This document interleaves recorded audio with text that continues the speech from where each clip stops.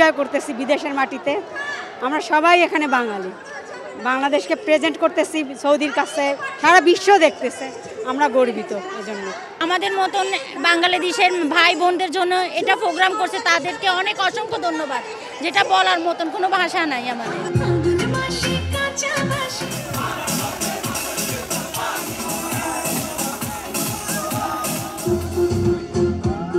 আসলে আমরা তো অনেক দিন যাবত যাইতে পারি না, তো তার জন্য মানে একটু কষ্ট হয় আর কি পরিবারের জন্য। তো এখানে আসলে ওই অল্পখানি একটু ভালো লাগে আর কি, যে একটু বাংলাদেশ, এখানে সবাই আছে, এখানে একটু গান, আনন্দ, এনজয় এগুলো আর সবসময় ডিউটি করি, কাজ করি, কষ্টের ফাঁকে একটু আনন্দ।